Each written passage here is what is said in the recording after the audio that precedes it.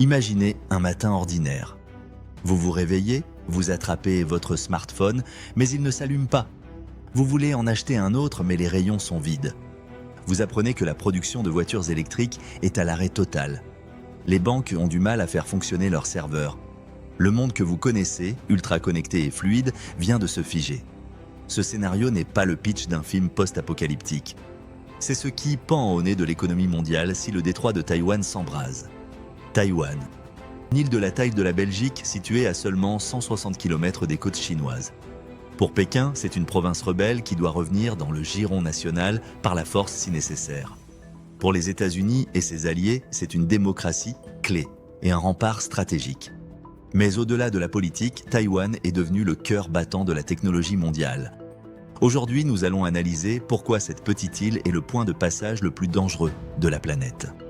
Que se passerait-il réellement si la Chine décidait de s'en emparer? Quel serait le prix à payer pour vous, pour nous et pour l'économie globale? On décrypte tout ça. Pour comprendre l'enjeu, il faut regarder ce qu'il y a sous le capot de vos appareils. On parle de semi-conducteurs ou puces électroniques. Aujourd'hui, tout fonctionne avec des puces, de votre micro-ondes à l'intelligence artificielle la plus sophistiquée, en passant par les missiles balistiques. Et dans ce domaine, il y a un roi incontesté, TSMC, la Taiwan Semiconductor Manufacturing Company. À elle seule, cette entreprise produit plus de 60% des puces mondiales. Mais ce chiffre cache une réalité encore plus folle. Pour les puces de dernière génération, celles qu'on appelle les puces de 3 ou 5 nanomètres, Taïwan détient 90% du marché. C'est ce que les experts appellent le bouclier de silicium. L'idée est simple, Taïwan est tellement indispensable à la survie économique de la Chine et de l'Occident que personne n'oserait déclencher une guerre qui détruirait ses usines. Mais ce bouclier est-il vraiment indestructible? Si la Chine s'empare de l'île, elle prendrait théoriquement le contrôle du pétrole du XXIe siècle. Sauf qu'il y a un problème majeur. Ces usines ne sont pas de simples hangars. Ce sont les lieux les plus complexes jamais construits par l'homme. Elles nécessitent des produits chimiques ultra spécifiques venant du Japon, des machines de photolithographie venant des Pays-Bas, ASML et des logiciels de conception venant des États-Unis. La Chine envahit Taïwan, la chaîne est brisée. Le PDG de TSMC l'a dit lui-même, personne ne peut contrôler TSMC par la force. Si vous entrez avec des chars, les usines deviennent inutilisables instantanément. On se retrouverait avec un monde privé de cerveaux technologiques. Parlons chiffres. Bloomberg Economics a simulé l'impact d'une invasion. Le coût estimé pour l'économie mondiale s'élève à 10 000 milliards de dollars. Pour vous donner une idée, c'est environ 10% du PIB mondial. C'est un choc bien plus violent que la crise financière de 2008 ou même que la pandémie de Covid-19. Pourquoi une telle chute? D'abord, Taïwan elle-même. En cas de guerre, son économie s'effondrerait de 40%. Ses infrastructures, ses ports, ses usines seraient les premières cibles. Ensuite, la Chine. Contrairement à ce qu'on pourrait penser, la Chine serait l'une des plus grandes victimes économiques. Elle perdrait environ 17% de son PIB. Pourquoi? Parce que la Chine dépend massivement de l'Occident pour ses exportations et de Taïwan pour ses composants. Sans puces, les usines chinoises qui assemblent nos iPhones ou nos ordinateurs s'arrêtent. Et si l'Occident impose des sanctions massives, comme il l'a fait pour la Russie, c'est tout le modèle économique chinois qui s'écroule. Enfin, les États-Unis et l'Europe. Nous perdrions entre 6 et 10% de notre PIB.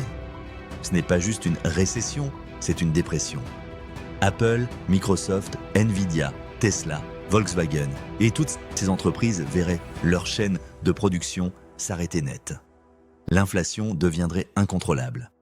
Le prix du moindre appareil électronique doublerait ou triplerait en quelques jours. On ne parle pas seulement de luxe. Les équipements médicaux, les réseaux électriques et les infrastructures de transport dépendent tous de cette microélectronique. Le deuxième point critique, c'est la géographie. Regardez une carte. Le détroit de Taïwan est l'une des routes maritimes les plus fréquentées au monde. Plus de la moitié de la flotte mondiale de conteneurs passe par là. Si la Chine lance une opération militaire, alors elle ne fera pas que débarquer des troupes. Elle instaurera un blocus. Cela signifie qu'aucun navire marchand ne pourra circuler librement dans la zone. Les conséquences seraient immédiates pour le Japon et la Corée du Sud, qui importent l'essentiel de leur énergie par ces routes. Mais c'est tout le commerce mondial qui serait dérouté. Les navires devraient contourner Taïwan par l'est, en passant par les Philippines ou l'Australie. Cela signifie plus de carburant consommé, des délais de livraison rallongés de plusieurs semaines et donc des coûts de transport qui explosent. Vous vous souvenez du blocage du canal de Suez par le navire Ever Given en 2021 ? C'est un jeu d'enfant comparé à un blocus total de la mer de Chine méridionale. Et n'oublions pas les câbles sous-marins. Une grande partie des données Internet entre l'Asie et l'Amérique passe par cette région. En cas de sabotage ou de dommages collatéraux, les communications mondiales pourraient être gravement perturbées, paralysant les marchés financiers qui tournent à la microseconde. Alors, la Chine va-t-elle sauter le pas ? C'est le dilemme de Xi Jinping. D'un côté, la réunification est son grand projet historique. De l'autre, déclencher cette guerre reviendrait à saboter le rêve chinois de prospérité économique. Face à ce risque, le monde essaie de réagir. Les États-Unis injectent des milliards de dollars pour ramener la production de puces sur leur sol, le CHIPS Act. L'Europe fait de même avec l'Allemagne et la France. Mais soyons réalistes, il faudra 10, peut-être 20 ans pour égaler le savoir-faire de Taïwan. D'ici là, l'île reste le point de bascule de notre civilisation technologique. Une invasion de Taïwan ne serait pas seulement une tragédie humaine ou une crise politique régionale. Ce serait une rupture de civilisation. Un retour en arrière technologique de plusieurs années, voire d'une décennie. C'est pour cette raison que la diplomatie reste, malgré les tensions, la seule option viable. Car dans cette guerre-là, il n'y aurait aucun vainqueur économique. Seulement des perdants, à Pékin, à Washington et jusque dans vos poches. Merci d'avoir suivi cette analyse. C'est un sujet complexe, alors n'hésitez pas à poser vos questions en commentaire. Si vous voulez comprendre les prochains grands enjeux géopolitiques, abonnez-vous et activez la cloche. On se retrouve très vite pour une prochaine vidéo.